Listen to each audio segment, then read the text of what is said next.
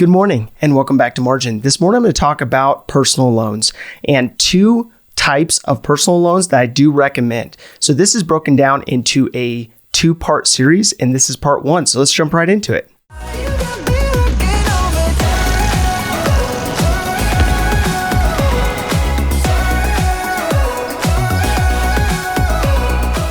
Being that this month's theme is credit and unsecured debt, I wanted to jump into the four types of common unsecured loans that are available to you today.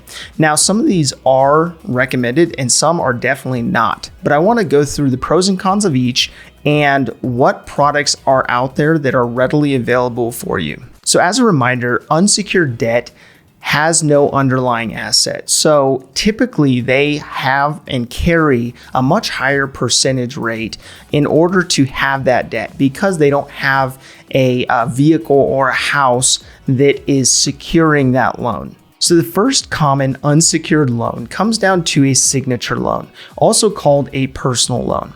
So these personal loans have a fixed term to them, and when you apply for that loan, you are typically required to have a good payment history and excellent credit. So they're in good faith giving you a loan that they will hand you a check for. You'll get let's say a $6,500 check to buy a set of braces or to build a wall in your backyard.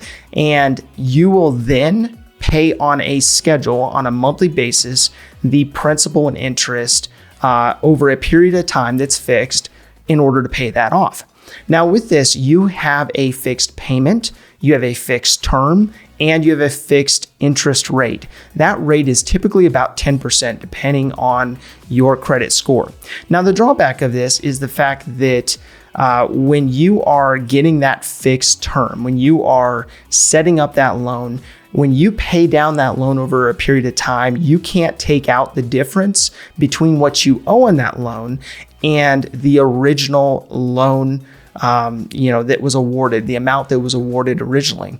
And so with that, oftentimes you're stuck with that loan as it is. You can't necessarily use that remaining balance that may be available through a different avenue.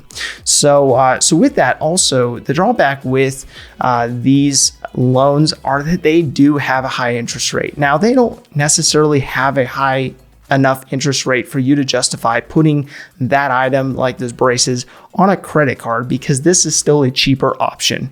But at the end of the day, you have to look at, okay, does this personal loan make sense for my finances?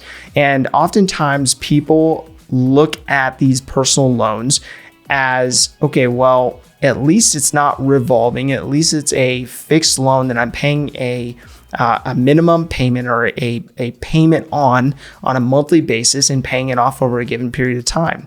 And that revolving nature of it can be a pro and a con in the sense that you don't have a fixed period of time with a credit card, for example, that you have to pay it off. Whereas this, you're going to have that payment on a monthly basis that's based on the loan balance, based on the original loan balance that you took out, and you'll pay that interest and principal on a monthly basis. Now, these personal loans do not have an underlying asset, hence unsecured.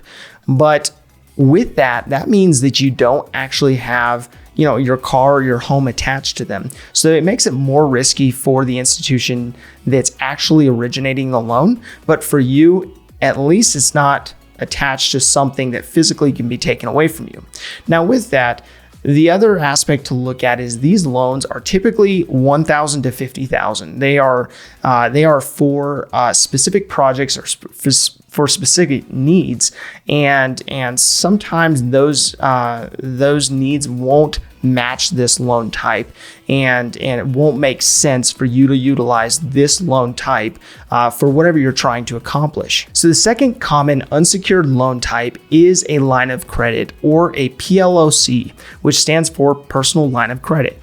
So these lines of credit that you can have extended to you if you do have excellent credit and a good payment history, they typically are charged about 12%. So they sit in between the cost of a fixed personal loan, and a credit card. So with these, they have a variable rate, so that 12% can go up or down accordingly. And they also have a fixed term based on your utilization. So if you are not utilizing your line of credit, you can, not pay that interest rate. So the nice part about these lines of credit is the fact that you are approved up to a certain amount, but you don't have to take that amount. And you are only paying your payment on a monthly basis based on your utilization. So you'll pay principal and interest, much like your personal loan, but you will have it paid out on a fluctuating basis based on your utilization.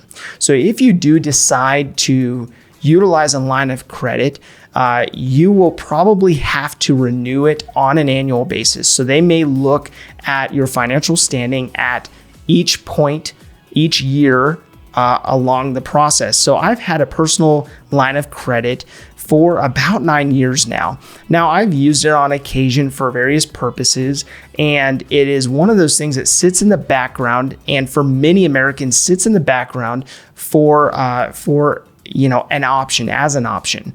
And as it sits in the background, I don't pay anything on it, if there's no balance, but it gives you an opportunity to have maybe a overdraft protection on your bank account or some other purpose to give you an option. Now, with a personal line of credit, of course, as I mentioned, it has a fluctuating rate, fluctuating term, and you have to actually have it renew based on you qualifying on an annual basis. Now, with that, that's why it may not be the right product for many people, especially being that that loan, that line of credit can be called at any point, and you would have to pay off the balance and look for another option. Whereas a personal loan, they will not look at your credit worthiness after you get qualified for that loan in the first place. So that can pose a risk, especially if you're in uncertain times, within the economy. And so many people about 12 years ago now that went through the Great Recession experienced this. They experienced their line of credit, and whether it had an underlying asset attached to it, like a HELOC, for example, for a home equity line of credit, or a line of credit, which is a personal loan, either side of the equation, people were experiencing their banking institutions, closing down their lines of credit and calling their loans. And it actually caused quite a few issues. It caused issues with people not being able to pour those funds into that institution to pay off that remaining balance of that line of credit. And so that's something to be mindful of, to make sure that you're using it responsibly, knowing that it is a revolving line of credit. So the last component of the personal line of credit that I want to bring up comes down to the fact that it's revolving. Much like a credit card, you want to be careful about your utilization. You want to be careful to keep it below that 30% mark that I mentioned before, to ensure that it doesn't negatively affect your credit. Now, depending on your type of loan, the type of loan you go with, you'll usually want to take out a higher line of credit so that you can actually utilize and keep a balance on there if you absolutely need to, so that it doesn't negatively, affect your utilization portion of your credit score. If this information is helpful to you, explore the Margin membership, where me and my team will help you take the information you're learning and apply it to your life and your finances. I've built an interactive course that allows me and my team to come alongside people like you to help you revamp your finances and build margin into your life. Click the link in the description below for more information.